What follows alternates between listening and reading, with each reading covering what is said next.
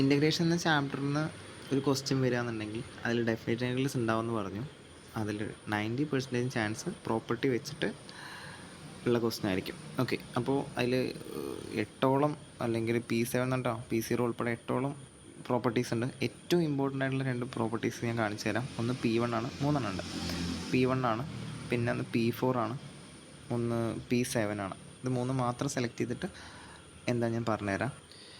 P1 ഇത്രയേ ഉള്ളൂ.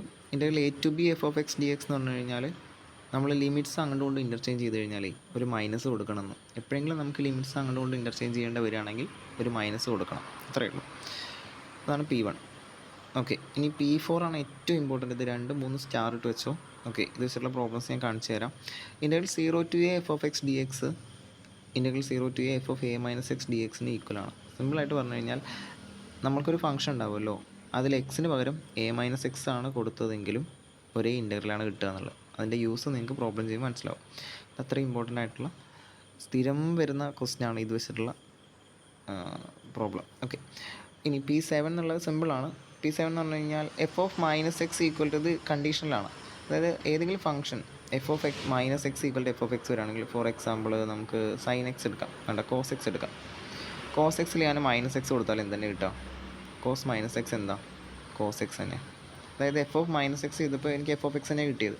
ഇങ്ങനത്തെ ഫംഗ്ഷനെ നമ്മൾ ഈവൻ ഫംഗ്ഷൻ എന്ന് പറയാം. x² എടുത്തു, അതിൽ ഞാൻ -x² ആണ് ചെയ്തതെന്നുണ്ടെങ്കിലും x² അല്ലേ കിട്ടുക.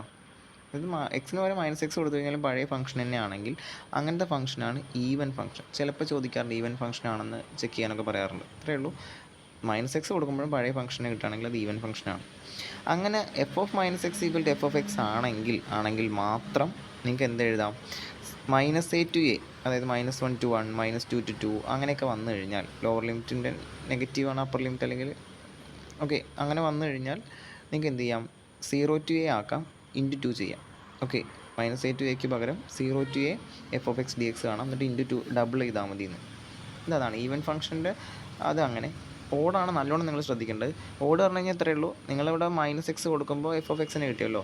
ചില കേസ് sin x എടുത്തു കഴിഞ്ഞാൽ sin -x എന്താ? മൈനസ് പുറത്തേക്ക് വരിക, -sin x കിട്ടും. x³ -x കൊടുത്തു കഴിഞ്ഞാൽ എന്ത് വരും? -x³ പറഞ്ഞു കഴിഞ്ഞാൽ -x³ വരും അല്ലേ.